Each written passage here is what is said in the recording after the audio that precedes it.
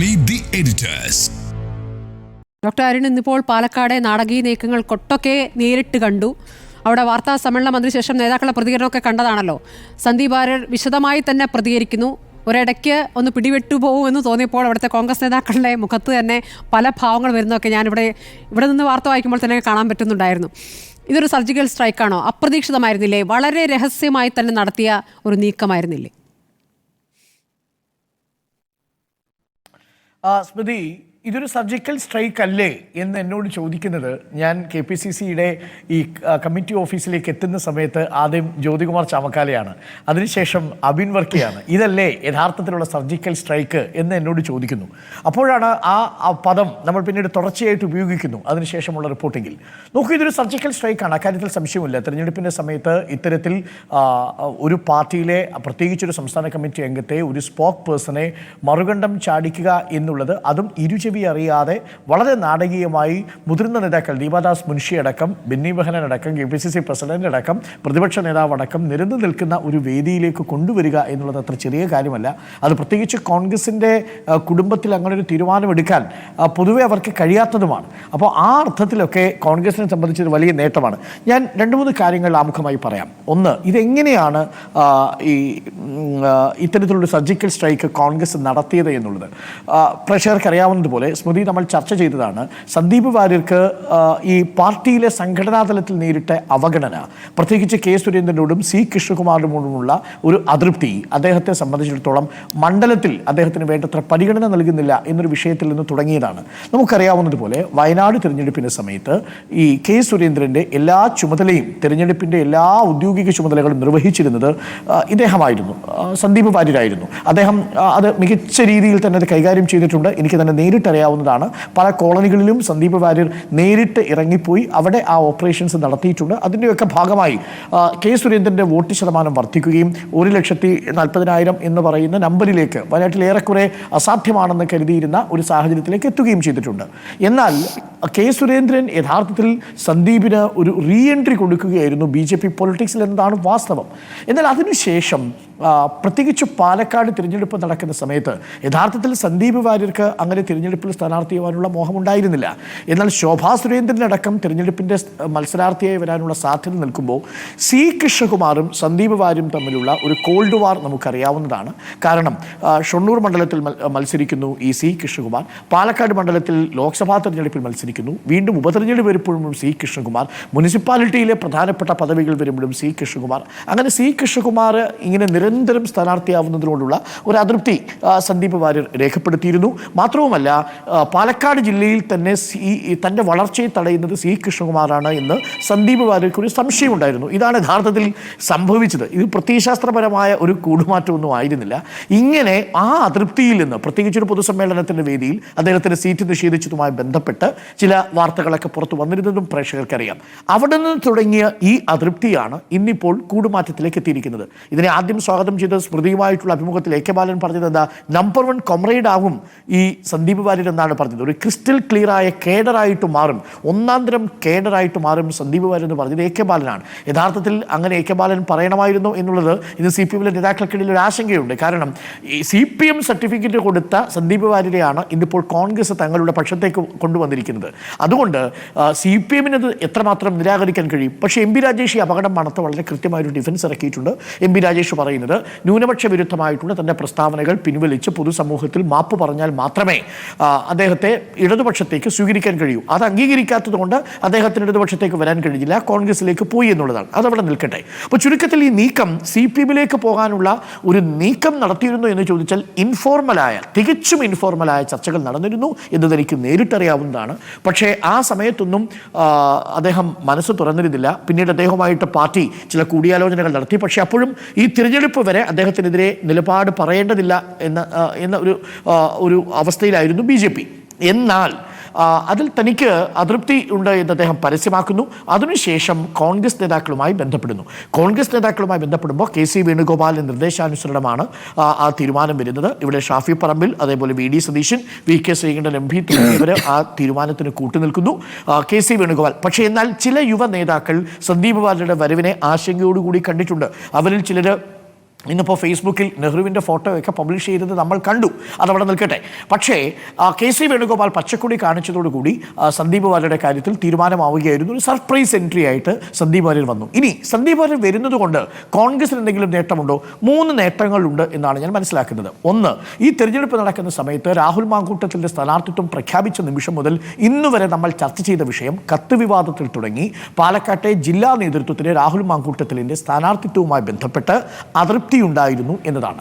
ആ അതൃപ്തിക്കുമപ്പുറം പാർട്ടിക്കുള്ളിലുണ്ടായിരുന്ന സരിൻ പുറത്തു പോയപ്പോൾ, ഷാനിബ് പുറത്തു പോയപ്പോൾ, ഷിഹാബുദ്ദീൻ പുറത്തു പോയപ്പോൾ 9ഓളം കോൺഗ്രസിലെ ചെറുതും വലുതുമായ നേതാക്കൾ മറുകണ്ഠം ചാടി CPM-ലേക്കോ ഇടതുമുന്നണി പാളയത്തിലേക്കോ പോയപ്പോൾ പാർട്ടിക്കുള്ളിലുണ്ടായിരുന്ന വിഭാഗീയതയെ ഒരു പരിധിവരെ മറികടക്കാൻ സന്ദീപ് വാര്യരുടെ ഈ വരവോടുകൂടി KPCC ക്യാമ്പിൽ ഒരു ഊർജ്ജം കിട്ടിയിട്ടുണ്ട്. ആ അർത്ഥത്തിൽ ഞാൻ നേരത്തെ ഉപയോഗിച്ച വാക്ക് ഒരു തരത്തിലുള്ള ഗ്യാപ്പ് ഫണ്ടിങ് നമ്മൾ പറയില്ലേ, ഒരു വയബിലിറ്റി ഗ്യാപ്പ് ഫണ്ടിങ് എന്ന് പറയുന്നില്ല, ആ ഗ്യാപ്പ് കുറയ്ക്കാൻ സഹായിച്ചു എന്നതാണ് യഥാർത്ഥത്തിൽ സന്ദീപ് വാര്യരുടെ എൻട്രി കൊണ്ട് സാധ്യമായ ഒരു ഘടകം. അതിന്ന് KPCC-യുടെ തെരഞ്ഞെടുപ്പ് കമ്മിറ്റിയിൽ വളരെ കൃത്യമായിട്ട് പ്രതിഫലിക്കുകയും ചെയ്തു. ആ കോൺഫിഡൻസ് നേതാക്കൾക്കിടയിൽ ഉണ്ടായിരുന്നു. അവർ ഒരുമിച്ച് നിന്നാണ് ഈ സന്ദീപ് വാര്യരെ ഈ ഷാളിട്ട് സ്വീകരിക്കുന്നത്. രണ്ടാമത്തെ അഡ്വാൻറ്റേജ് എന്ന് പറയുന്നത് പാർട്ടി കണക്ക് കൂട്ടുന്നത്. നോക്കൂ, കണക്കുകൾ പ്രകാരം 2014 മുതൽ BJP-യിൽ നിന്ന് പോയവരും BJP-യിലേക്ക് വന്നവരുമായ രാഷ്ട്രീയ നേതാക്കളുടെ കണക്കെടുത്ത് നോക്കിയാൽ 35% നേതാക്കൾ വിവിധ പാർട്ടികളിൽ നിന്ന്, ഏറിയതും കോൺഗ്രസിൽ നിന്ന് BJP-യിലേക്കാണ് വന്നിരിക്കുന്നത്. BJP-യിൽ നിന്ന് മറ്റു പാർട്ടികളിലേക്ക് പോയിരിക്കുന്നതാവട്ടെ 6% താഴെ മാത്രമാണ്. അതും കോൺഗ്രസിലേക്ക് വളരെ കുറച്ചാളുകൾ മാത്രമേ കാലുമാറിയിട്ടുള്ളൂ. ആ സാഹചര്യത്തിലാണ് കേരളത്തിൽ തന്നെ BJP-യുടെ സംസ്ഥാന കമ്മിറ്റി അംഗം, കേരളത്തിലെ BJP-യുടെ സ്പോക്ക് പേഴ്സൺ, കേരളത്തിലെ ടെലിവിഷൻ ചാനലുകളിലെ BJP-യുടെ മുഖം കോൺഗ്രസ് പാളയത്തിൽ എത്തിയിരിക്കുന്നു എന്നുള്ളത് കേരളത്തിലെ കോൺഗ്രസ് ഘടകത്തിന് ദേശീയ തലത്തിൽ തന്നെ ഒരു വലിയ വാർത്താ പ്രാധാന്യം നേടിക്കൊടുത്തിരിക്കുന്നു. അങ്ങനെ BJP ക്യാമ്പിൽ നിന്ന് തെരഞ്ഞെടുപ്പിൻ്റെ സമയത്ത് കോൺഗ്രസ് പാളയത്തിലേക്കൊരു നേതാവിനെ എത്തിക്കാൻ സാധിച്ചു എന്നുള്ളത് ഒരു പൊളിറ്റിക്കലായ, ഒരു രാഷ്ട്രീയമായ വിജയമായി കോൺഗ്രസിന് മനസ്സിലാക്കാം. ഇനി മൂന്നാമത്തെ ഒരു പ്രധാനപ്പെട്ട ഗുണം, പാർട്ടി കണക്ക് കൂട്ടുന്നത് മൂത്താൻ സമുദായം. അതുകൊണ്ടാണ് ഇന്ന് മൂത്താൻ സമുദായത്തിൻ്റെ കാര്യം, C കൃഷ്ണകുമാറിൻ്റെ ഭാര്യയുടെ കാര്യം എങ്ങനെയാണ് അത് പരിഗണിക്കപ്പെടാതെ പോയത്, ആ സമയത്ത് മൂത്താൻ സമുദായത്തിനുള്ള വേദന എന്തായിരുന്നു തുടങ്ങിയ കാര്യങ്ങളൊക്കെ പറഞ്ഞത്. അങ്ങനെ ഒരു 7000 വോട്ടിന് ഒരു 3000 വോട്ടിൻ്റെ ഷിഫ്റ്റ് മൂത്താൻ സമുദായത്തിൽ ഉണ്ടാക്കാൻ, വിള്ളൽ വീഴ്ത്താൻ സാധിക്കും എന്നൊരു കണക്കുകൂട്ടലായിരുന്നു കോൺഗ്രസ്. ഈ 3 പ്രധാനപ്പെട്ട കണക്കുകൂട്ടലുകളാണ് ഉണ്ടായിരുന്നത്. മാത്രമല്ല, ഈ തിരഞ്ഞെടുപ്പിൻ്റെ നെറേറ്റീവിനെ പൂർണ്ണമായും ഈ ദിവസം കൊണ്ട്, അതാണ് 4ാമത്തെ ഗുണം, മാറ്റിമറിക്കാൻ സാധിച്ചു. വ്യാജ വോട്ട് ചർച്ചയാവുന്നില്ല, ഇപ്പോൾ ട്രോളി ചർച്ചയാവുന്നില്ല, രാഹുൽ മാങ്കൂട്ടത്തിൻ്റെ കത്തി വിവാദം ചർച്ചയാവുന്നില്ല. എല്ലാ കണ്ണുകളും കോൺഗ്രസിൻ്റെ ഈ സന്ദീപ് വാര്യനെ ചേർക്കുന്നതിലൂടെ കൂടെ നിർത്തുന്നതിലെ വാർത്തയിലേക്ക് മാറിക്കഴിഞ്ഞിരിക്കുന്നു. അത് ആ അർത്ഥത്തിൽ നൽകിയ ഉന്മേഷം ഇന്ന് വൈകുന്നേരത്തെ റോഡ് ഷോയിൽ കണ്ടതുമാണ്. ഇതാണ് 4 പ്രധാനപ്പെട്ട ഗുണം. പക്ഷേ ഒരു അപകടം ഇതിനകത്ത് എന്തെന്ന് വെച്ചാൽ, നോക്കൂ, സന്ദീപ് വാര്യർ കോൺഗ്രസ് പാർട്ടിയിലേക്ക് വരുന്നത് അദ്ദേഹം ഏതെങ്കിലും തരത്തിലുള്ള പ്രത്യയശാസ്ത്ര പരിവർത്തനം നടത്തിയാണെന്ന് ഞാൻ വിശ്വസിക്കുന്നില്ല. നെഹ്റുവിനെയും നെഹ്റുവിൻ്റെ കുടുംബത്തെയും ആ കുടുംബം പിൻപറ്റുന്ന പ്രത്യയശാസ്ത്ര പദ്ധതികളെയും അങ്ങേയറ്റം വിമർശിക്കുകയും അതിതീവ്രമായ വർഗീയ ധ്വനിയോടുകൂടിയുള്ള പ്രചരണങ്ങളിലൂടെ കോൺഗ്രസിനെ കടന്നാക്രമിച്ചുകൊണ്ടിരുന്ന ഒരു സ്പോക്ക് പേഴ്സൺ ആയിരുന്നു സന്ദീപ് വാര്യർ. അത്ര എളുപ്പമൊന്നും നമുക്ക് കുടഞ്ഞു കളയാൻ കഴിയുന്ന ഒരു വികാരമല്ല ഹിന്ദുത്വ എന്ന് പറയുന്ന അദ്ദേഹത്തിൻ്റെ ഒരു ഫീലിംഗ് എന്ന് പറയുന്നത്. അത് ഇൻഡോക്ട്രിനേറ്റഡ് ആണ്. അത് അദ്ദേഹം ആശയപരമായി സ്വാംശീകരിച്ചതാണ്. അതൊരു രാത്രി കൊണ്ടോ 2 ആഴ്ച കൊണ്ടോ ഒന്നും കുടഞ്ഞു കളയാൻ പറ്റുന്നതല്ല. അങ്ങനെ ഒരു പ്രത്യയശാസ്ത്ര പരിണാമം തനിക്ക് സംഭവിച്ചുവെന്ന് സന്ദീപ് അവകാശപ്പെടുന്നുണ്ടെങ്കിലും യഥാർത്ഥത്തിൽ സന്ദീപിനത് കഴിയില്ല. അതത്ര പെട്ടെന്ന് കഴിയില്ല. ഒരുപക്ഷെ കാലമെടുത്തേക്കാം, സമയമെടുത്തേക്കാം സന്ദീപ് വാര്യനത് ബോധ്യപ്പെടാൻ. കാരണം അത്ര തീവ്രമായ വർഗീയ പരാമർശങ്ങൾ സന്ദീപ് വാര്യരുടെ ഭാഗത്തുനിന്ന് ഉണ്ടായത് നമ്മൾ കണ്ടതാണ്. രാജ്യത്തിൻ്റെ പ്രതിപക്ഷ നേതാവിനെ രാജ്യദ്രോഹി എന്ന് വിശേഷിപ്പിച്ചിട്ടുണ്ട്. നമ്മുടെ നെഹ്റുവിൻ്റെ കുടുംബത്തെ പൂർണ്ണമായിട്ടും ഒറ്റുകാരെന്ന് വിശേഷിപ്പിച്ചിട്ടുണ്ട്. കശ്മീരി മുസ്ലിങ്ങളെ ടയറുകൾ കൂട്ടിയിട്ട് കത്തിക്കണം തുടങ്ങിയ ആരോപണങ്ങൾ ഉന്നയിച്ചതായി പ്രചരിപ്പിക്കപ്പെട്ടിട്ടുണ്ട്. മലപ്പുറത്തെക്കുറിച്ച് അധിക്ഷേപകരമായ രീതിയിൽ വർഗീയ ചുവയോടുകൂടി ഒരു ആന ചെരിയുന്ന ഘട്ടത്തിൽ പോലും, ആന പടക്കമെടുക്കുന്ന ഘട്ടത്തിൽ പോലും ഈ സന്ദീപ് സംസാരിച്ചിട്ടുണ്ട്. ഇതൊക്കെ ന്യൂനപക്ഷങ്ങളുടെ ഹൃദയത്തിൽ മുറിവേൽപ്പിച്ചതാണ്. അതിനേക്കാളും അപ്പുറം അദ്ദേഹത്തിൻ്റെ ആ നിലപാടുകളിൽ നിന്ന്, ഹിന്ദുത്വയിൽ നിന്ന്, RSS മുന്നോട്ട് വയ്ക്കുന്ന ദേശീയ കൾച്ചറൽ നാഷണലിസം എന്ന രാഷ്ട്രീയ ആശയത്തിൽ നിന്ന് സന്ദീപിന് അത്ര പെട്ടെന്ന് കുടഞ്ഞു മാറി വരാൻ കഴിയില്ല. അതുകൊണ്ട് ഞാൻ മനസ്സിലാക്കുന്നത് ഒരു പ്രത്യയശാസ്ത്ര പരിണാമം സംഭവിച്ചിട്ടില്ല. നോക്കൂ സ്മൃതി, ഒരു രാഷ്ട്രീയ നേതാവ് തികച്ചും ഘടകവിരുദ്ധമായ ഒരു പ്രത്യയശാസ്ത്ര പദ്ധതിയിലേക്ക് മാറണമെങ്കിൽ ഒന്ന്, അവരുടെ രാഷ്ട്രീയ ആശയത്തെ പൂർണ്ണമായിട്ടും തള്ളിപ്പറയണം. രണ്ട്, അവരുടെ സാമ്പത്തിക നിലപാടുകളെ തള്ളിപ്പറയണം. നിലവിൽ ഇത് രണ്ടും ഏതെങ്കിലും രീതിയിൽ പരസ്യമായി ചെയ്തിട്ടുണ്ടെന്ന് ഞാൻ മനസ്സിലാക്കുന്നില്ല. അത് ഞാൻ ഹിന്ദുത്വയിൽ വിശ്വസിക്കുന്നില്ല, നാനാത്വത്തിൽ വിശ്വസിക്കുന്നു എന്ന് സുപ്രഭാതത്തിൽ ഒരാൾ പറഞ്ഞാൽ അതിനുള്ള കാരണം നമ്മൾ അന്വേഷിച്ചു പോകുമ്പോൾ അത് സംഘടനാ തലത്തിലെ വിയോജിപ്പാണ് എന്ന് കാണുമ്പോഴാണ് അതിലെ പ്രത്യയശാസ്ത്രപരമായ പരിണാമം പൂർണ്ണ വളർച്ചയെത്തിയതല്ല എന്ന് ഞാൻ മനസ്സിലാക്കുന്നത്. ഇത് വരും ദിവസങ്ങളിൽ കോൺഗ്രസിൽ എങ്ങനെ ഉരുത്തിരിയും എന്നുള്ളത് ഇനി കാണണം. ഞാൻ ഭയന്നിരുന്നത് ഈ വിഷയത്തിൽ കോൺഗ്രസിനോടൊപ്പം നിൽക്കുന്ന ന്യൂനപക്ഷ വോട്ടുകൾ വിഘടിക്കുമോ എന്നതാണ്. പക്ഷേ ഇപ്പോൾ ലീഗ് അതിനെ സർവാത്മന സ്വാഗതം ചെയ്തിരിക്കുന്നു. പാണക്കാടി തങ്ങൾ ഫേസ്ബുക്ക് പോസ്റ്റ് ഇട്ടിരിക്കുന്നു, വിദ്വേഷത്തിന്റെ കടയിൽ നിന്ന് സ്നേഹത്തിന്റെ കട തുറക്കാൻ വരുമ്പോൾ ഒരു പ്രതികരണം ഉണ്ടായിരിക്കുന്നത്, എതിർപ്പിന്റെ സ്വരമുള്ള വിമർശനം ഉണ്ടായിരിക്കുന്നത് കെ മുരളീധരന്റെ ഭാഷയിലാണ്. ഇനി അടുത്ത നിയമസഭാ തെരഞ്ഞെടുപ്പിന് ഈ സ്നേഹത്തിന്റെ കടയും പൂട്ടി വെറുപ്പിന്റെ കടയിലേക്ക് തിരിച്ചു പോവാതിരുന്നാൽ കൊള്ളാം. സവർക്കറുടെ ആൻഡമാൻ ദ്വീപിലെ ജയിലിൽ പോയി മാപ്പ് പറയണം രാഹുൽ ഗാന്ധി എന്ന് പറഞ്ഞതിൻ്റെ പശ്ചാത്താപം പ്രിയങ്കാ ഗാന്ധി മത്സരിക്കുന്ന സമയത്ത് വയനാട്ടിൽ തെരഞ്ഞെടുപ്പ് നടക്കുമ്പോൾ വന്നിരുന്നെങ്കിൽ തീർന്നേനെ എന്ന് കെ മുരളീധരൻ പറഞ്ഞിട്ടുണ്ട്. ഇതൊക്കെ വളരെ പ്രധാനപ്പെട്ട കാര്യങ്ങളാണ്. എന്തായാലും 23-ാം തീയതിക്ക് ശേഷം മാത്രമേ അതിൻ്റെ തുടർ രാഷ്ട്രീയ ചലനങ്ങൾ നമ്മൾ അറിയൂ. നിലവിൽ സന്ദീപ് വാര്യർ പറയുന്നത് ഞാൻ സ്നേഹത്തിൻ്റെ കട തേടി വന്നിരിക്കുന്നു എന്നുള്ളതാണ്. പക്ഷേ കടയിലേക്ക് വരാനുള്ള കാരണം വെറുപ്പിൻ്റെ കടയെന്ന് താൻ പറയുമ്പോഴും ആ കടയിൽ തന്നെ ഒരു മാനേജരാക്കി അല്ലെങ്കിൽ ആ കടയിൽ അദ്ദേഹത്തിൻ്റെ സ്ഥാനം നിഷേധിക്കപ്പെട്ടതാണ് അതിൻ്റെ കാരണമായി ഞാൻ മനസ്സിലാക്കുന്നത്. അതുകൊണ്ട് അത് വലിയ രീതിയിൽ രാഷ്ട്രീയമായി ചർച്ച ചെയ്യപ്പെടേണ്ട വിഷയമാണ്. ഇതാണ് സർജിക്കൽ സ്ട്രൈക്കോ എന്ന ചോദ്യത്തിനുള്ള എൻ്റെ മറുപടി. തീർച്ചയായും ഓപ്പറേഷണലായ ഒരു സർജിക്കൽ സ്ട്രൈക്കാണ്. അതിൻ്റെ ഇമ്പാക്റ്റ് പക്ഷേ ഏറ്റവും കൂടുതൽ ഒരു കാര്യം കൂടി പറഞ്ഞ് അവസാനിപ്പിക്കാം. ഈ മുത്താൻ സമുദായം ഇന്നിപ്പോൾ ഞാൻ വൈകുന്നേരം ഭാഗത്തൂടി പോയപ്പോൾ അവിടെയുള്ള ആളുകൾ എന്നോട് പറഞ്ഞത് അവർ ഒറ്റക്കെട്ടായി നിന്ന് ഈ സന്ദീപ് വാര്യരുടെ ഈ പോക്കിനെ എതിർക്കാൻ തീരുമാനിച്ചിരിക്കുന്നുവെന്നാണ്. അതായത് അല്പം ആശങ്കപ്പെട്ട് നിന്നിരുന്ന മുത്താൻ സമുദായത്തെ യോജിപ്പിച്ച് നിർത്താൻ സന്ദീപ് വാര്യരുടെ ഈ എക്സിറ്റിന് സാധിച്ചിരിക്കുന്നു എന്നുള്ളത് BJP ക്യാമ്പുകളിൽ ഒരർത്ഥത്തിൽ സന്തോഷമുണ്ടാക്കുന്നുണ്ട്. ആ പ്രകടനമാണ് നമ്മൾ ഇന്ന് കോട്ട മൈതാനത്ത് കണ്ടത്.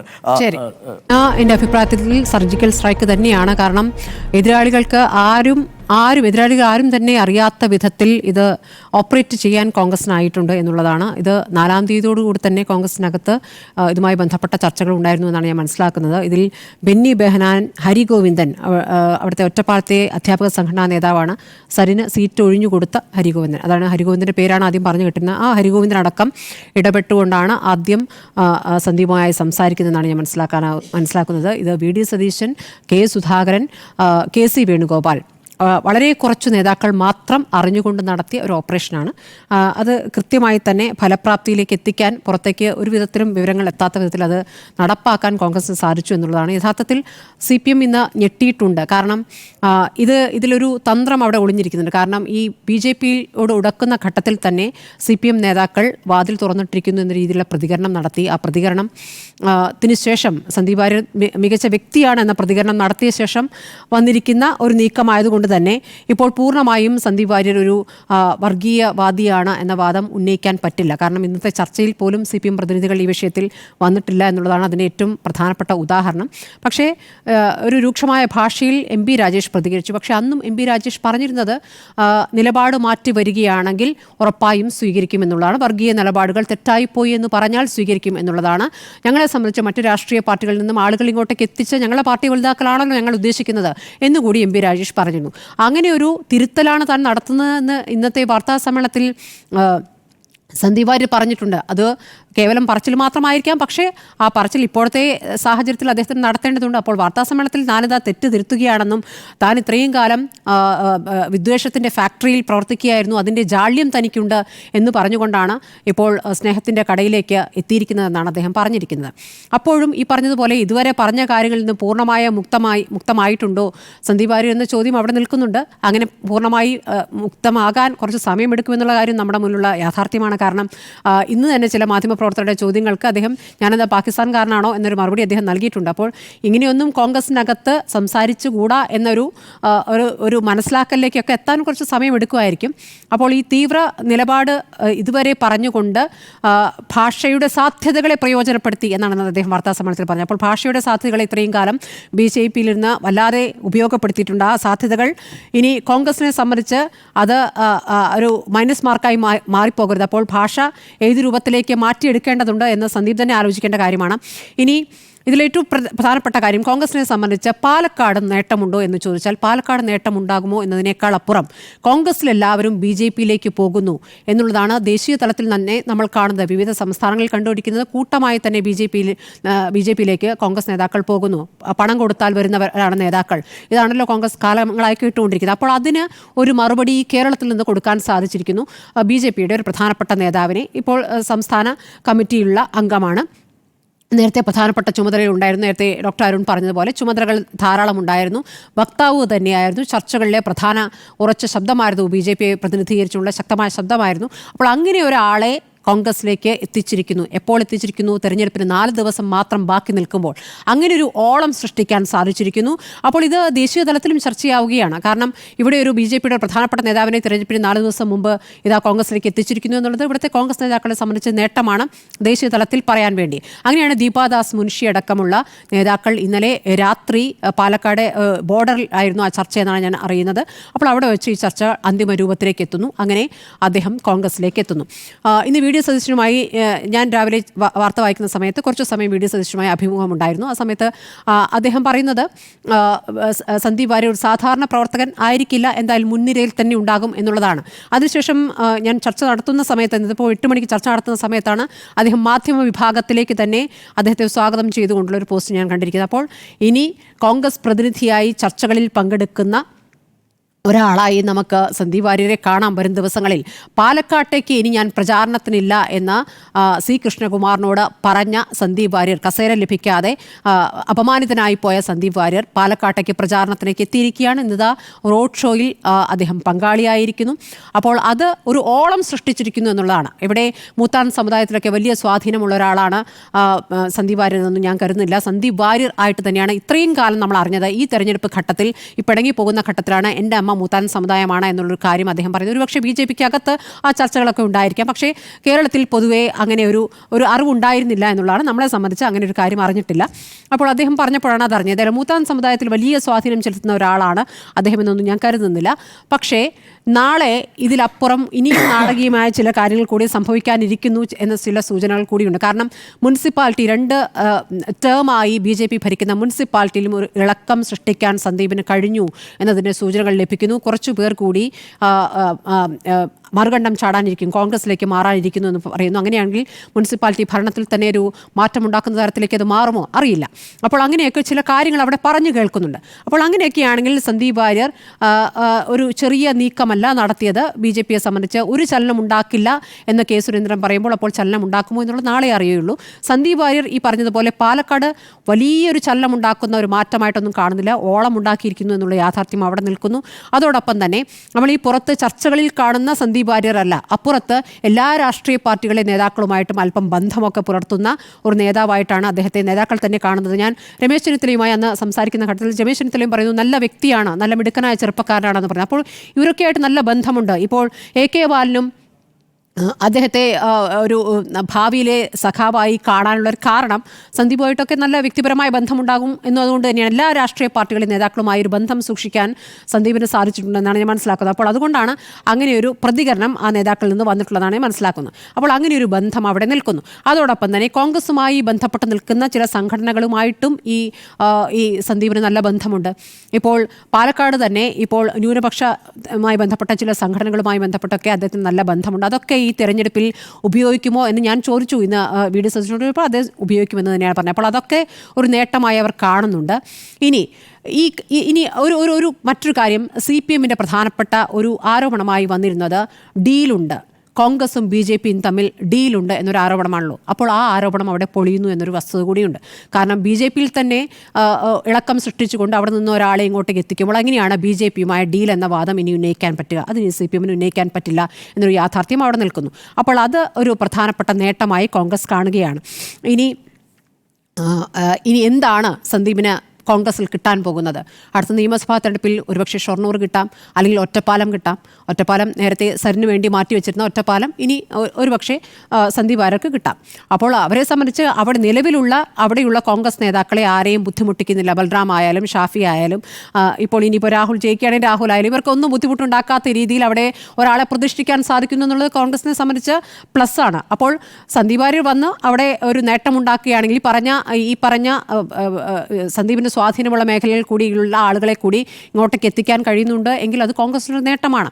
അപ്പോൾ അതീവ രഹസ്യമായി ഈ ചർച്ചകളൊക്കെ നടത്താനും ഇങ്ങോട്ടേക്ക് എത്തിക്കാനും കഴിഞ്ഞു എന്നുള്ളൊരു നേട്ടമായിരിക്കുന്നു. അതേസമയം ഇനി വക്താവ് എന്ന നിലയ്ക്ക് കോൺഗ്രസ് വക്താവ് എന്ന നിലയ്ക്ക് സന്ദീപ് വാര്യർ വരുമ്പോൾ അത് ഇനി എങ്ങനെയായിരിക്കും, അദ്ദേഹത്തിന് ഇടയ്ക്ക് പെട്ടെന്ന് ഞാൻ എവിടെയാണ് എന്നൊരു തോന്നലുണ്ടാകുമോ എന്നൊക്കെയുള്ള സംശയം അവിടെ നിൽക്കുന്നുണ്ട്. ഇത് കോൺഗ്രസ് പ്രവർത്തകർ എങ്ങനെ ഉൾക്കൊള്ളുമോ എന്നുള്ള ചോദ്യം അവിടെ ഉയരുന്നുണ്ട്. പക്ഷേ ഇപ്പോൾ സരിൻ്റെ കാര്യത്തിൽ പറഞ്ഞതുപോലെ സരിൻ നേരത്തെ പിണറായി വിജയനെതിരെ എത്ര രൂക്ഷമായ പ്രതികരണങ്ങൾ നടത്തി, എന്തൊക്കെ ഫേസ്ബുക്ക് പോസ്റ്റുകൾ ഇട്ടു. ആ പോസ്റ്റുകൾ താൻ നീക്കം ചെയ്യുന്നില്ല എന്ന് കൂടി സരിൻ പറയുകയും ചെയ്തു. ആ പോസ്റ്റുകൾ അവിടെ നിൽക്കുന്നു. ആ പോസ്റ്റുകൾ അവിടെ നിൽക്കുമ്പോൾ തന്നെ മുഖ്യമന്ത്രി പിണറായി വിജയൻ വന്ന മിടുമിടുക്കനായ ചെറുപ്പക്കാരനെന്ന സരിനെ അഭിസംബോധന ചെയ്യുകയാണ്, സരിന് വേണ്ടി പ്രചാരണം നടത്തുകയാണ്. അപ്പോൾ ഇതൊക്കെയാണ് രാഷ്ട്രീയം. അപ്പോൾ ഇതിൽ നിലപാട് എന്നുള്ളത് അന്നന്നത്തെ ഓരോ നേതാക്കളെയും സംബന്ധിച്ച് അവരുടെ വ്യക്തിപരമായ നേട്ടവുമായി ബന്ധപ്പെട്ടൊക്കെയാണ് നിൽക്കുന്നത്. അപ്പോൾ സീറ്റ് അല്ലെങ്കിൽ നല്ലൊരു സ്ഥാനം,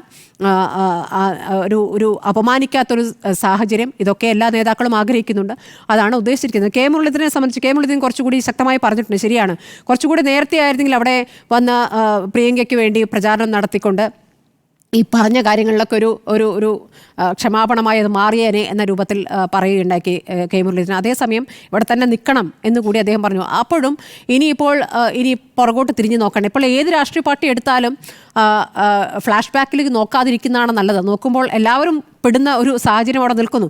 പാലക്കാട് ആ തരത്തിൽ നാടകീയമായി നേരത്തെ പറഞ്ഞ കത്ത് വിവാദത്തിൽ തുടങ്ങി ഇപ്പോൾ ഇവിടെ ഈ സന്ദീപ് വാര്യരിൽ എത്തി നിൽക്കുമ്പോൾ നാളെ എന്താണ് നാടകീയമായ സംഭവവികാസങ്ങൾ എന്നാണ്. നാളെ കൂടിയേ ഉള്ളൂ, മറ്റന്നാൾ ഇനി കൊട്ടിക്കലാശമാണല്ലോ. അപ്പോൾ നോക്കാം നാളെ ഇനി എന്താണ് സംഭവിക്കുകയെന്ന്. BJP സംബന്ധിച്ച് ഒരു ചലനവും സൃഷ്ടിക്കില്ല എന്ന് പറയുന്നു. BJPക്കെതിരെ വലിയ ആരോപണങ്ങളും സന്ദീപ് ഉന്നയിക്കുന്നുണ്ട്. ഇപ്പോൾ രഞ്ജിത്ത് ശ്രീനിവാസിന്റെ മരണവുമായി ബന്ധപ്പെട്ടൊക്കെ എങ്ങനെയാണ് ഒരു മുതിർന്ന അഭിഭാഷകനെ പോലും സുപ്രീം കോടതിയിൽ വാദിക്കാൻ വിട്ടില്ലല്ലോ എന്ന കാര്യം ചോദിക്കുന്നു. മറ്റൊരു കൊലപാതകവുമായി ബന്ധപ്പെട്ട ഒരു വിഷയം വന്നപ്പോൾ അവിടെ BJP നേതാക്കൾക്കൊക്കെ ജീവന് ഭീഷണിയുണ്ടായി. അപ്പോൾ എല്ലാ നേതാക്കളെയും ഫോണിൽ വിളിച്ച് അറിയിച്ചു, ശ്രദ്ധിക്കണമെന്ന് അറിയിച്ചു. പക്ഷേ തന്നെ മാത്രം അറിയിച്ചില്ല. അപ്പോൾ താൻ കൂടി ഒരു ബലിദാനിയാകട്ടെ എന്ന് പാർട്ടി അന്ന് ഉദ്ദേശിച്ചിരുന്നോ എന്നതൊക്കെയുള്ള കാര്യങ്ങളാണ് ഇപ്പോൾ സന്ദീപ് പറയുന്നത്. ഇനിയിപ്പോൾ BJPയുമായി ബന്ധപ്പെട്ട് കുറേ കാര്യങ്ങൾ ഇനി സന്ദീപ് പറയാനിരിക്കുന്നു. അത് പറയാനുള്ള ഒരു അവസരമാണോ ഇനി കോൺഗ്രസ് കൊടുക്കുക, അതോ കോൺഗ്രസിന് വേണ്ടി വാദിക്കാനാണോ ഇനി സന്ദീപ് ഇറങ്ങേണ്ടതെന്ന് കോൺഗ്രസ് പറയുക? ഇതൊക്കെ അവിടെ ഒരു പ്രധാനപ്പെട്ട വിഷയമാണ്. ഇന്നലെ വരെ ഇരുന്ന പ്രസ്ഥാനത്തെക്കുറിച്ച് കുറ്റം പറഞ്ഞുകൊണ്ടിരുന്നാൽ ആ നേതാവിനെ വിശ്വാസ്യത എത്രത്തോളം ഉണ്ടാകുമെന്നുള്ള ചോദ്യം അവിടെ നിൽക്കുന്നു. അപ്പോൾ സന്ദീപാണത് അതിൽ തീരുമാനമെടുക്കുക. BJPയെ സംബന്ധിച്ച് ഇപ്പോൾ ഇതൊരു ചലനം ഉണ്ടാക്കുന്നില്ല എന്ന് പറയുന്നു. പക്ഷേ ഒരു ചലനം, ഒരു ഓളം ഉണ്ടാക്കി എന്നുള്ളത് യാഥാർത്ഥ്യമാണ്. തിരഞ്ഞെടുപ്പിൽ അത് എത്രത്തോളം പ്രതിഫലിക്കുമെന്നുള്ള കാര്യം എനിക്കറിയില്ല. ഈ പറഞ്ഞ പോലെ മൂത്താൻ സമുദായം ഒന്നായി സന്ദീപിനൊപ്പം പോകുമെന്നൊന്നും ഞാൻ കരുതുന്നില്ല. അപ്പോൾ ഇതൊരു സർജിക്കൽ സ്ട്രൈക്കാണ് എന്ന കാര്യത്തിൽ എനിക്ക് സംശയമില്ല. അതൊരു പ്രതീക്ഷിക്കാത്ത ഒരു ഞെട്ടലുണ്ടാക്കിയ, എല്ലാ രാഷ്ട്രീയ പാർട്ടികളും ഞെട്ടലുണ്ടാക്കിയ, അല്പം ആലോചിച്ച് പ്രതികരിക്കാൻ ഇടയാക്കിയ ഒരു സംഭവം തന്നെയാണെന്ന കാര്യത്തിൽ ഒരു സംശയവുമില്ല. സർജിക്കൽ സ്ട്രൈക്കാണോ സുജയ? സർജിക്കൽ സ്ട്രൈക്ക് തന്നെയാണ്. കാരണം ഈ സർജിക്കൽ സ്ട്രൈക്ക് എന്തായാലും സന്ദീപ് വാര്യർ ഇപ്പോൾ നടത്തിയത് നന്നായി. കാരണം അല്ല എന്നുണ്ടെങ്കിൽ മറ്റൊരു സർജിക്കൽ സ്ട്രൈക്ക് ഇപ്പുറത്ത് കെ സുരേന്ദ്രൻ്റെ ഭാഗത്ത് നിന്ന് തെരഞ്ഞെടുപ്പ് കഴിയുമ്പോൾ ഉണ്ടാകും എന്ന് സന്ദീപ് വാര്യർ തിരിച്ചറിഞ്ഞു എന്ന് വേണം കരുതാൻ. അല്ലാത്ത പക്ഷം ഇത്രയും പെട്ടെന്ന്, കാരണം CPIയുമായുള്ള ചർച്ചയെക്കുറിച്ച് ഈ ക്രിസ്റ്റൽ ക്ലിയർ സഖാവ് ആയി മാറിക്കൊണ്ടിരിക്കുകയാണ്, ഒരു ട്രാൻസിഷൻ സ്റ്റേജിലാണ് എന്നൊക്കെ AK ബാലൻ പറഞ്ഞത് സ്മൃതി മാഡത്തിൻ്റെ ഇൻ്റർവ്യൂവിൽ തന്നെയാണെന്നാണ് ഞാൻ മനസ്സിലാക്കുന്നത്. അപ്പോൾ ഈ തെരഞ്ഞെടുപ്പ് കാലത്ത് AK ബാലനൊക്കെ അത്രയും ഉറപ്പിച്ച് പറയണമെന്നുണ്ടെങ്കിൽ സന്ദീപ് വാര്യരുമായിട്ടൊക്കെ ഒന്നും സംസാരിക്കാതെ AK ബാലൻ അത് പറയുകയില്ല എന്നുള്ളത് കേട്ടിരിക്കുന്ന ആർക്കും മനസ്സിലാകും. അപ്പോൾ എല്ലായിടത്തും സന്ദീപ് ശ്രമിച്ചിരുന്നു എന്ന് ഡോക്ടർ അരുൺ പറഞ്ഞതിനെ ഞാൻ അവിശ്വസിക്കുന്നില്ല. ഡോക്ടർ അരുൺ അവിടുത്തെ ഒരു സാഹചര്യവും ഇപ്പോൾ പലതവണയായി പാലക്കാട് മണ്ഡലത്തിൻ്റെ ഒരു മുക്കും മൂലയും എല്ലാം തന്നെ ഉള്ളംകൈ പോലെ പരിചിതമായി കഴിഞ്ഞ ഒരാളെന്ന നിലയിൽ, ഒപ്പം ഇങ്ങനെയുള്ള ചർച്ചകളെക്കുറിച്ചൊക്കെ അദ്ദേഹം ഒരു ഗ്രൗണ്ട് റിപ്പോർട്ട് വെച്ചായിരിക്കും പറഞ്ഞതെന്നാണ് ഞാൻ കരുതുന്നത്. അപ്പോൾ എല്ലാ ചർച്ചകളും നടത്തി നോക്കിയിട്ടുണ്ട്, എല്ലാ വഴികളും നോക്കിയിട്ടുണ്ട്. CPIM ആയാലും CPI ആയാലും ഒക്കെ നോക്കിയിട്ടുണ്ട്. അതിനുശേഷം കോൺഗ്രസിലേക്ക് എത്തിച്ചേർന്നതാണ് സന്ദീപ് എന്നാണ് ഞാൻ മനസ്സിലാക്കുന്നത്. ഇത് സന്ദീപ് വാര്യരുടെ ഒരു സർജിക്കൽ സ്ട്രൈക്ക് ആയിട്ട് ഞാൻ കരുതുന്നില്ല. സന്ദീപിന് എവിടെയെങ്കിലും പോകണമല്ലോ, അതായത് ഈ പക്ഷികൾക്കൊക്കെ കൂടണയണമല്ലോ, പറന്നുകൊണ്ടേ ഇരിക്കാൻ കഴിയില്ലല്ലോ. അപ്പോൾ ഒരു കൂടില്ലാതാകും എന്ന് തോന്നുമ്പോൾ സ്വാഭാവികമായും ഒരു മരച്ചില്ലയിലേക്ക് കയറി ഇരിക്കുക എന്നുള്ളത് ഏത് പക്ഷിയും ചെയ്യുന്നതാണ്. അത് മാത്രമേ സന്ദീപ് ചെയ്തുള്ളൂ. മാത്രമല്ല സന്ദീപ് വളരെ അംബീഷ്യസ് ആയിട്ടുള്ള ഒരു നേതാവായിട്ടാണ് എനിക്ക് തോന്നിയിട്ടുള്ളത്. സന്ദീപ് ഈ പറയുന്ന പരിപാടിയിൽ നിന്ന് വിട്ടു നിൽക്കുന്ന വേളയിൽ എന്താണ് അവിടെ സംഭവിച്ചത് എന്നുള്ളത് സന്ദീപിനോട് ഒരു സുഹൃത്ത് എന്ന നിലയിൽ ഞാൻ വിളിച്ച് ചോദിക്കുകയും ചെയ്തതാണ്. അപ്പോൾ സന്ദീപിനുണ്ടായിട്ടുള്ള അതൃപ്തി, അത് സി കൃഷ്ണകുമാർ ക്ഷണിച്ചിട്ട് ഞാൻ പോയതാണ്, അവിടെ ചെന്നപ്പോൾ എന്നെ അതിൽ നിന്ന് ഒഴിവാക്കി, അത് ഒരു നേതാവാണ് അങ്ങനെ ചെയ്തത് എന്ന് പറഞ്ഞുകൊണ്ട് അന്ന് സി കൃഷ്ണകുമാറിൻ്റെ പേരല്ല പറയുന്നത്, മറ്റൊരു നേതാവാണ് തന്നോടിത് ചെയ്തത് എന്ന് കൃത്യമായി സന്ദീപ് വാര്യർ പറയുന്നുണ്ട്. അതിൽ ഞാൻ സന്ദീപിനെ അവിശ്വസിക്കുന്നില്ല കേട്ടോ. കാരണം സന്ദീപ് വാര്യർക്ക് അവിടെ അങ്ങനെ ഒരു മോശം അനുഭവം ഉണ്ടായി. കൊട്ടാരക്കരയ്ക്ക് പോകാൻ നിന്ന സന്ദീപ് വാര്യരെ അവിടെ ആ പരിപാടിക്ക് വിളിച്ചു വരുത്തിയിട്ട് സന്ദീപിന് സ്റ്റേജിൽ കസേര കിട്ടിയില്ല. അപ്പോൾ സ്റ്റേജിൽ കസേര കിട്ടാത്ത സന്ദീപ് ഇപ്പോൾ കൃത്യമായി വി ഡി സതീശൻ്റെയും കെ സുധാകരനെയും ഒക്കെ ഒപ്പം ഇരിക്കാവുന്ന ഒരു കസേര കിട്ടുമ്പോൾ കോൺഗ്രസിലേക്ക് പോയതിനെ ഞാനൊരു തെറ്റായി കാണുന്നുമില്ല. കാരണം അംബീഷ്യസ് ആയിട്ടുള്ള ഒരു രാഷ്ട്രീയ നേതാവ് എന്ന നിലയിൽ അങ്ങനെയുള്ള ഒരാൾ ചെയ്യുന്ന ഒരു കാര്യം മാത്രമാണ് സന്ദീപും ചെയ്തത്. പക്ഷേ സരിൻ ചെയ്തതും സന്ദീപ് ചെയ്തതും മാഡം ഇവിടെ തുലനം ചെയ്യുന്നത് കേട്ടു. ആ ഒരു തുലനം ചെയ്യലിനോട് ഞാൻ എന്തായാലും യോജിക്കുന്നില്ല.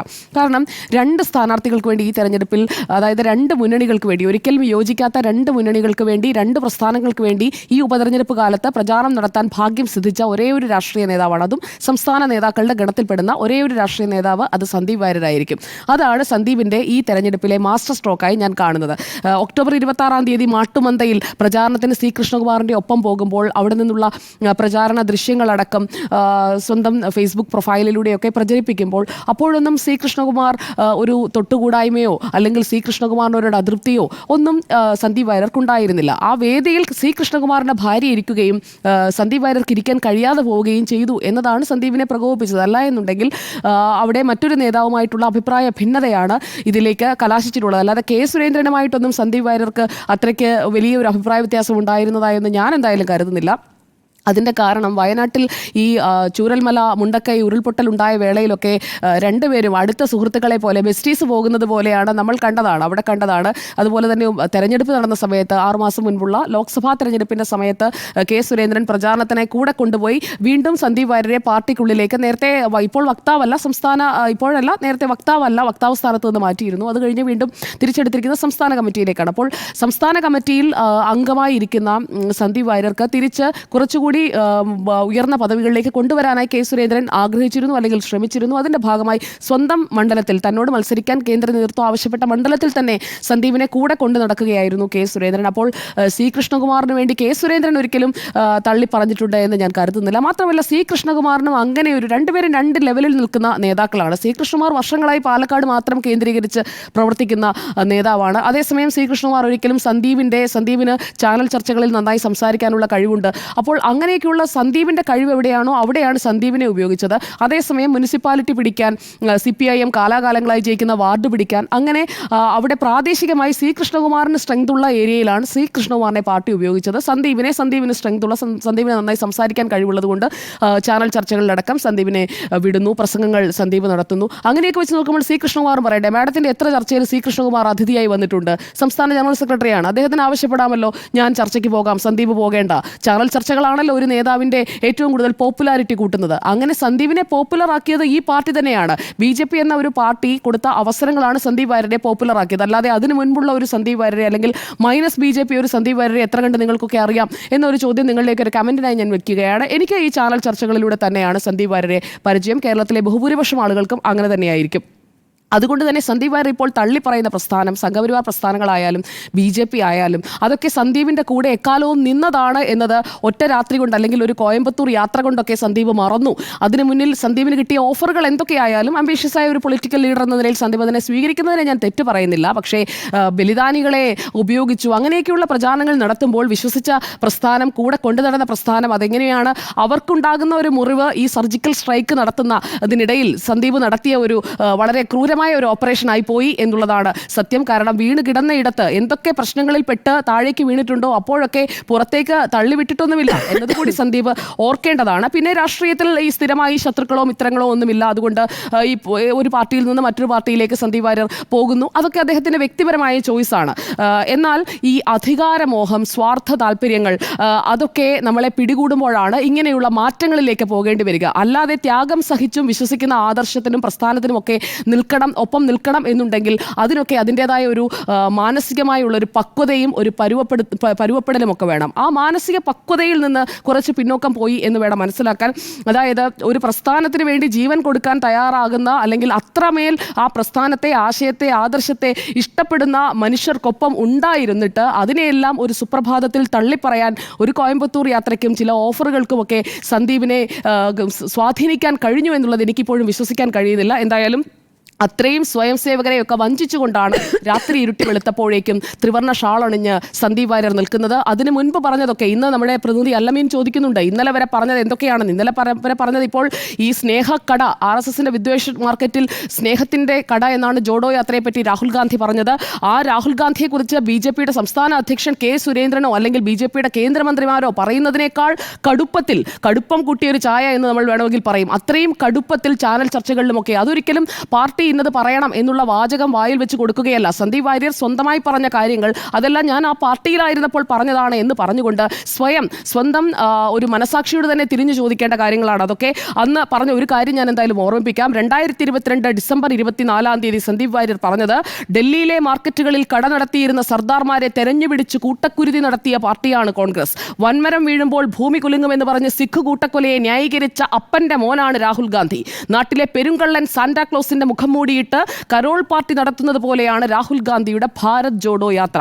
ഈ ഭാരത് ജോഡോ യാത്ര അത് രാജ്യത്തെ അങ്ങോട്ടും ഇങ്ങോട്ടുമായി 2 തവണ രാഹുൽ ഗാന്ധി നടത്തിയതിനെ നമ്മളൊക്കെ അംഗീകരിക്കുകയും രാഹുൽ ഗാന്ധി കൂടുതൽ ആളുകളിലേക്ക്, മനുഷ്യരിലേക്ക് പടരാൻ അതിനെ ഉപയോഗിച്ചു എന്ന് വിലയിരുത്തുകയും ചെയ്യുന്ന ഒരു ഘട്ടത്തിൽ ഒരു രാഷ്ട്രീയ എതിരാളിയായി രാഹുൽ ഗാന്ധിയെ കണ്ടുകൊണ്ട് പറയുന്നതിനും അപ്പുറം അദ്ദേഹത്തിന്റെ അച്ഛനെ അടക്കം പറഞ്ഞ ഒരു സന്ദീപ് വാര്യരാണ് ഇന്നിപ്പോൾ വന്ന് ഞാൻ സ്നേഹത്തിന്റെ കടയിലേക്ക് കയറുന്നു എന്ന് പറയുന്നു. സ്നേഹത്തിന്റെ കടയിലേക്ക് കയറുന്നതിനോ അല്ലെങ്കിൽ രാഹുൽ ഗാന്ധി നടത്തുന്നത് സ്നേഹത്തിന്റെ കടയല്ല എന്ന ഒരു അഭിപ്രായമോ എനിക്കില്ല. രാഹുൽ ഗാന്ധി എന്ന രാഷ്ട്രീയ നേതാവിനെ ബഹുമാനിച്ചുകൊണ്ട് തന്നെയാണ് ഞാനിത് പറയുന്നത്. പക്ഷേ പ്രിയപ്പെട്ട രാഹുൽ ഗാന്ധി, താങ്കളെക്കുറിച്ച് ഏറ്റവും മോശമായി സംസാരിച്ച ഒരാളാണ് ആ കടയിൽ ഇപ്പോൾ താങ്കളുടെ കൗണ്ടറിൽ കടന്നിരിക്കുന്നത് എന്നുള്ളത് താങ്കൾ ഒരിക്കൽ തിരിച്ചറിയുന്ന സാഹചര്യം വരും. കാരണം എല്ലാം സ്വന്തമായി പറഞ്ഞതൊന്നും സ്വന്തമായി പറഞ്ഞതല്ല എന്ന് പറഞ്ഞ് നിഷേധിക്കുന്നയാൾ അന്ന് പറഞ്ഞ വാചകങ്ങളെല്ലാം അപ്പാടെ വിഴുങ്ങുമ്പോൾ അത് പൂർണ്ണമായും അങ്ങ് അംഗീകരിക്കാൻ കോൺഗ്രസിനും കോൺഗ്രസിനെ പിന്തുടരുന്ന ആളുകൾക്കും കഴിയുമോ എന്നുള്ളതാണ്. മറ്റൊരു കാര്യം CAA കുറിച്ചാണ്. കേരളത്തിലും നടപ്പാക്കുമെന്ന് അമിത്ഷാ പറഞ്ഞപ്പോൾ അതിന് സന്ദീപ് വാര്യർ പറഞ്ഞത് ആകാശത്തിന് കീഴിലെ ഏത് മണ്ണും നാടും ജഗന്നാഥന് സമമാണ്. ന്യൂനപക്ഷങ്ങളുടെ അടക്കം വിശ്വാസം ആർജിക്കുന്ന കോൺഗ്രസ് എന്ന് പറയുന്ന ഒരു പ്രസ്ഥാനത്തിലേക്ക് കയറി ചെല്ലുന്ന സന്ദീപ് വാര്യരുടെ യഥാർത്ഥ ആറ്റിറ്റ്യൂഡ് എന്താണ് എന്നുള്ളത് അദ്ദേഹം പറഞ്ഞ വാചകങ്ങളിലൂടെ തന്നെ വ്യക്തമാണ്. നമ്മൾ മതേതരത്വത്തെക്കുറിച്ച് പറയുമ്പോൾ അല്പമെങ്കിലും നമ്മളതിനെ വാല്യൂ ചെയ്തുകൊണ്ട് വേണം പറയാൻ. അതുകൊണ്ട് അങ്ങനെയുള്ള ഒരു വാല്യൂ തനിക്കുണ്ട് എന്ന് ഇതുവരെ പ്രൂവ് ചെയ്യാത്ത ഒരു സന്ദീപ് വാര്യർ പൊടുന്നനെ പാലക്കാട്ടെ ന്യൂനപക്ഷങ്ങൾക്കടക്കം ഉൾക്കൊള്ളാൻ കഴിയുന്ന ഒരാളായി മാറുമോ എന്ന ചോദ്യം അവിടെ നിൽക്കുന്നുണ്ട്. ഇവിടെ ഗോഡ്സെ ഗാന്ധിജിയെ ചെറുതായിട്ടൊന്ന് വെടിവെച്ച് കൊന്നിട്ടല്ലേ ഉള്ളൂ എന്ന് പറഞ്ഞുകൊണ്ട് അന്ന് നടന്ന ഗാന്ധി വധത്തെ പോലും എങ്ങനെയാണ് സന്ദീപ് വാര്യർ അവതരിപ്പിച്ചത് എന്നുള്ളത് നമുക്കറിയാം. ഇതൊന്നും BJP സന്ദീപ് വാര്യരെ കൊണ്ട് പറയിപ്പിക്കുന്നതല്ല, സന്ദീപ് വാര്യർ തന്നെ അന്ന് പറഞ്ഞു പോയതാണ് എന്നുള്ളത് മനസ്സിലാക്കാനായിട്ട് ചർച്ചകളിലൊക്കെ വന്ന് നിങ്ങളൊക്കെ ചോദ്യം ചോദിക്കുമ്പോൾ പറഞ്ഞിട്ടുള്ള കാര്യങ്ങളൊന്നും അപ്പം ആരും ഫീഡ് ചെയ്ത് കൊടുക്കുന്നതല്ല. എന്താണോ മനസ്സിലുള്ളത് അതാണ് പുറത്തേക്ക് വരുന്നത്. ഞാനിപ്പോൾ നിങ്ങൾ ഈ ചോദിക്കുന്ന ചോദ്യത്തിന് മറുപടിയായി പറയുന്ന കാര്യങ്ങൾ അത് എൻ്റെ മനസ്സിൽ വരുന്ന കാര്യമാകണം. എന്നാൽ മാത്രമേ നമ്മൾ ആത്മാർത്ഥമായി സംസാരിക്കുന്നുവെന്ന് പറയാൻ കഴിയുകയുള്ളൂ.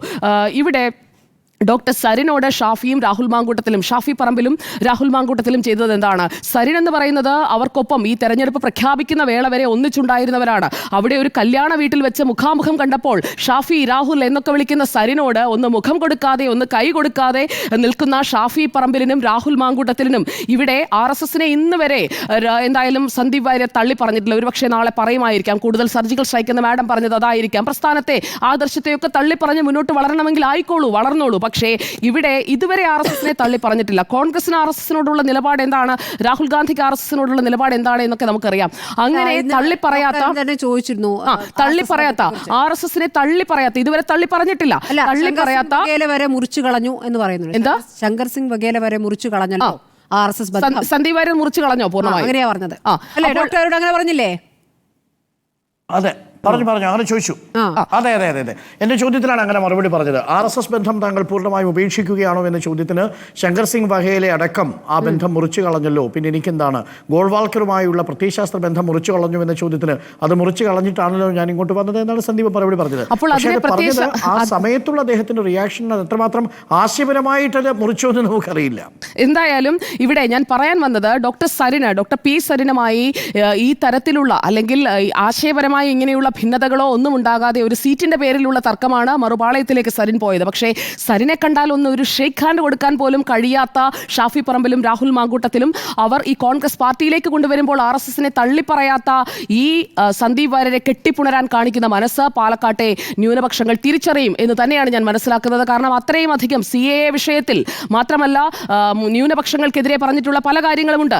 ഇവിടെ സന്ദീപ് വാര്യർ പറയുന്ന അച്ചടക്ക നടപടിയെക്കുറിച്ച് കൂടി പറഞ്ഞ് ഞാൻ അവസാനിപ്പിക്കാം.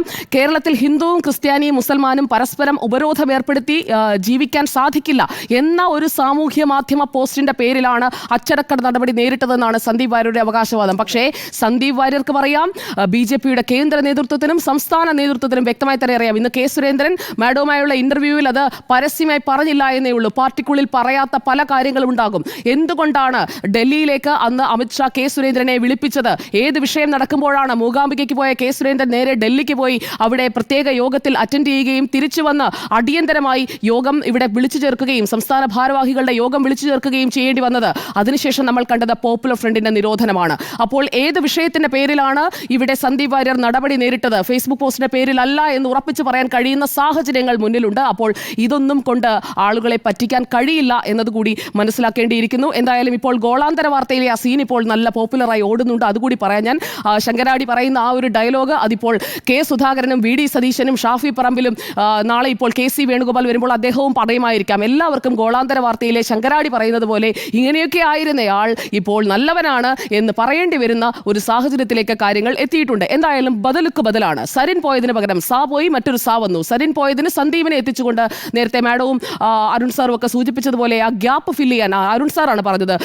ഒരു വയബിലിറ്റി ഗ്യാപ്പ് ഫണ്ട് എന്നൊക്കെ പറയുന്നത് പോലെ ഇവിടെ ഉണ്ടായിരിക്കുന്ന ഗ്യാപ്പ്, സരിൻ പോയ ഗ്യാപ്പ് ഫില്ല് ചെയ്യുന്നതിനായി അവിടെ സന്ദീപിനെ കൃത്യമായി പ്ലേസ് ചെയ്യാൻ കഴിയുന്നു. സരിൻ പോയ ഗ്യാപ്പ് എന്ന് പറയുമ്പോൾ സരിൻ മത്സരിച്ച ഒറ്റപ്പാലം സീറ്റടക്കം അവിടെ കിടപ്പുണ്ട്. ഒറ്റപ്പാലം അല്ലെങ്കിൽ തൃത്താല ഏത് വേണമെങ്കിലും കൊടുക്കാം. ഇതിൽ രണ്ടും എടുക്കാം എന്നുള്ള ഒരു ഓഫറാണോ ദീപാദാസ് മുൻഷി മുന്നോട്ട് വെച്ചത് എന്നതും അറിയേണ്ടിയിരിക്കുന്നു. അതോ മറ്റേതെങ്കിലും ഓഫറുകൾ കൂടി കോയമ്പത്തൂർ ചർച്ചയിൽ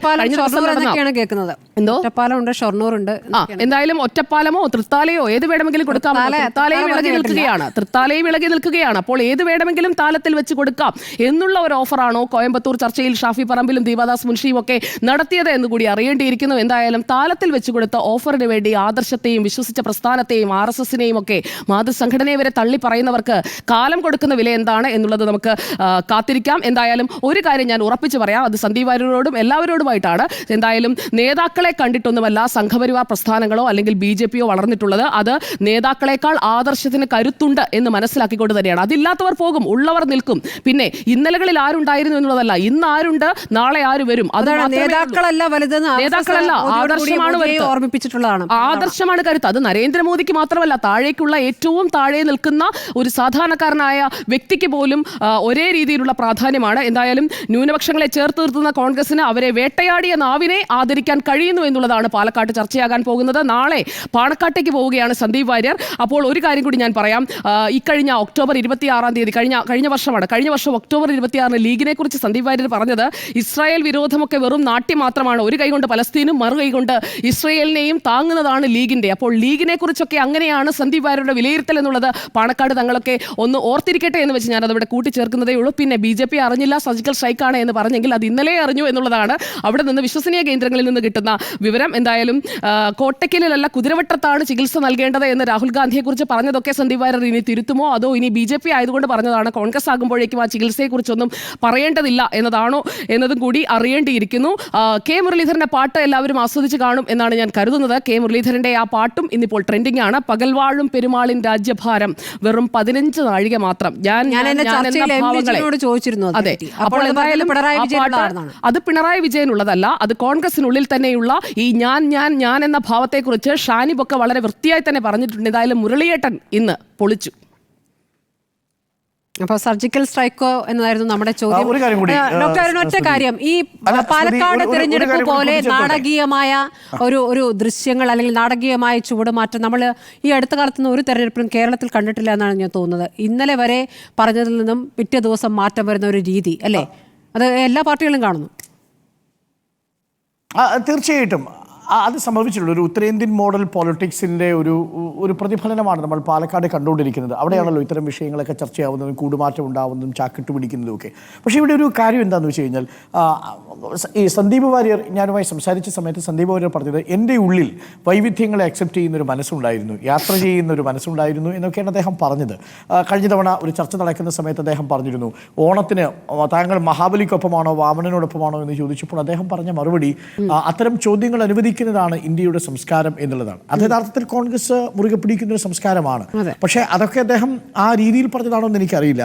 ഒരു കാര്യം ഞാൻ പറയാം, സന്ദീപ് വാര്യർ അത്ര നിസ്സാരക്കാരനായിട്ട് ഞാൻ കണക്കാക്കുന്നില്ല. കാരണം ഷൊർണൂർ മണ്ഡലത്തിൽ കഴിഞ്ഞ തവണ 8000 വോട്ടിൻ്റെ വർധനവാണ് ഈ സന്ദീപ് വാര്യർ ഉണ്ടാക്കിയത് BDJs മത്സരിച്ചതിൽ നിന്ന്. 3ാം സ്ഥാനത്തായെങ്കിലും തൊട്ടടുത്ത് കോൺഗ്രസ് സ്ഥാനാർത്ഥി ഫിറോസ് ബാബു മത്സരിച്ചപ്പോൾ 700 വോട്ടിൻ്റെ വ്യത്യാസം മാത്രമേ ഫിറോസ് ബാബുവും സന്ദീപ് വാര്യരും തമ്മിലുള്ളൂ എന്നത് ആലോചിക്കണം ഷൊർണൂർ മണ്ഡലത്തിൽ.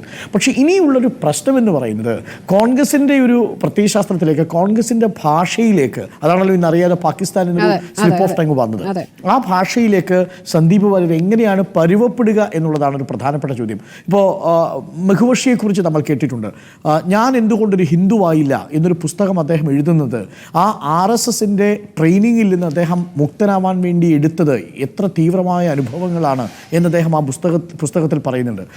കേരളത്തിൽ തന്നെ നമ്മുടെ സുധീഷ് മിന്നി എങ്ങനെയാണ് RSS ക്യാമ്പ് വിട്ട് ഇടതുപക്ഷത്തിൻ്റെ ചേരിയിലേക്ക് വന്നത്, അദ്ദേഹം അത് വിശാലമായിട്ട് എഴുതുന്നുണ്ട്. തന്നെ അതിലേക്ക് നയിച്ച കാരണങ്ങളെക്കുറിച്ച് വളരെ കൺവിൻസിംഗ് ആയ രീതിയിലാണ് എഴുതുന്നത്. അപ്പോൾ ബവൻഷി പോലെയോ അതല്ലെങ്കിൽ സുധീഷ് മിന്നിയെ പോലെയുള്ള ഒരു അല്ലെങ്കിൽ പ്രത്യയശാസ്ത്ര പരിണാമം സംഭവിച്ചിട്ടില്ല എന്ന് തന്നെയാണ് ഞാൻ കണക്കാക്കുന്നത്. അതൊരു പക്ഷേ CPMൻ്റെ ഭാഷയിൽ പറഞ്ഞാൽ ആ ഭാഷയൊക്കെ പരുവപ്പെട്ടു വരുന്നതേ ഉള്ളൂ, അനുഭാവിയാണ്. ഇനി വരും ദിവസങ്ങളിലാണ് അതൊക്കെ ബോധ്യപ്പെടുക.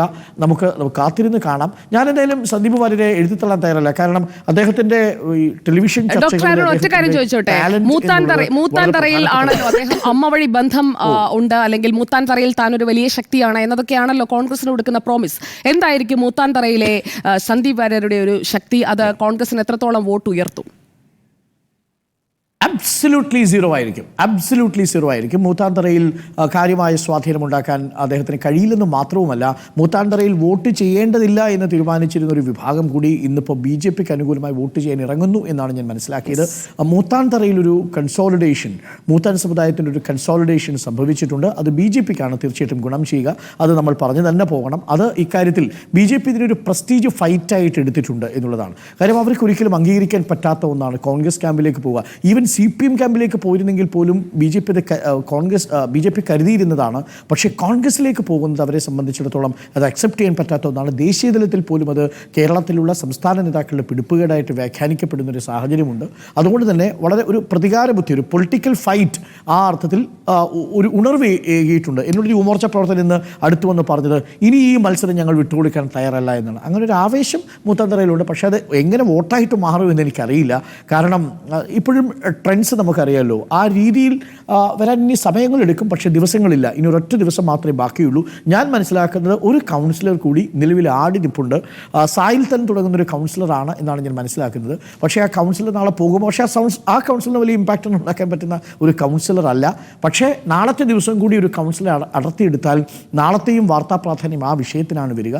അതുണ്ടാക്കുന്നൊരു പൊളിറ്റിക്കൽ മൈലേജ് തീർച്ചയായിട്ടും രാഹുലിന് ലഭിക്കും എന്ന കാര്യത്തിൽ സംശയവുമില്ല. സ്മൃതി, ഇക്കാര്യത്തിൽ ഞാൻ ഒരു കാര്യം കൂടി പറഞ്ഞ് അവസാനിപ്പിക്കാം. ഇതിൽ സർജിക്കൽ സ്ട്രൈക്കോ എന്ന് ചോദിക്കുമ്പോൾ സന്ദീപ് വാര്യരുടെ സർജിക്കൽ സ്ട്രൈക്കിനപ്പുറം റിപ്പോർട്ടർ തുറന്നുവിട്ട ഒരു വാർത്ത അതൊരു സർജിക്കൽ സ്ട്രൈക്കായി മാറാൻ പോവുകയാണ്, അതിന്റെ ആക്ഷനിലേക്ക് എത്താൻ പോവുകയാണ് എന്നുള്ളതാണ്. ഇരട്ട വോട്ടുകൾ ഡിലീറ്റ് ചെയ്യുമ്പോൾ, വ്യാജ വോട്ടുകൾ ഇറേസ് ചെയ്യുമ്പോൾ സർജിക്കൽ സ്ട്രൈക്ക് നേരിയ ഭൂരിപക്ഷത്തിന് കഴിഞ്ഞ തവണ ജയിച്ച പാർട്ടിയുടെ ഇപ്പോഴത്തെ സ്ഥാനാർത്ഥിയെ ബാധിക്കുമോ എന്നതുകൂടി കാണേണ്ടിയിരിക്കുന്നു. പിന്നെ മൂത്താൻതറയിൽ ഇന്നിപ്പോൾ ഡോക്ടർ അരുൺ കണ്ടിട്ടുണ്ടാകും, അവിടെ K സുരേന്ദ്രനും C കൃഷ്ണകുമാറും ഒപ്പം RSSന്റെ പ്രധാനപ്പെട്ട വിഭാഗ് ചുമതലയുള്ള നേതാക്കളടക്കം പോയാണ് അവിടെയും മറ്റിടങ്ങളിലും എല്ലാം ക്യാമ്പയിൻ ചെയ്യുന്നത്. എന്തായാലും സന്ദീപ് വാര്യരുടെ ഈ സർജിക്കൽ സ്ട്രൈക്ക്, അല്ലെങ്കിൽ കോൺഗ്രസിന്റെ ഷാഫി പറമ്പിലിന്റെയും VD സതീശന്റെയും ഈ സർജിക്കൽ സ്ട്രൈക്ക് കൊണ്ട് BJPക്ക് പാലക്കാട്ട് നല്ല ഉണർവാണ് ഉണ്ടായിരിക്കുന്നത്, thanks to Sandeep Warrier.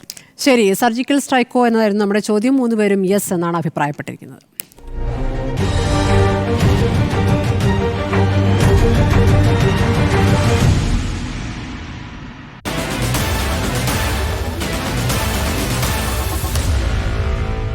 Meet the editors.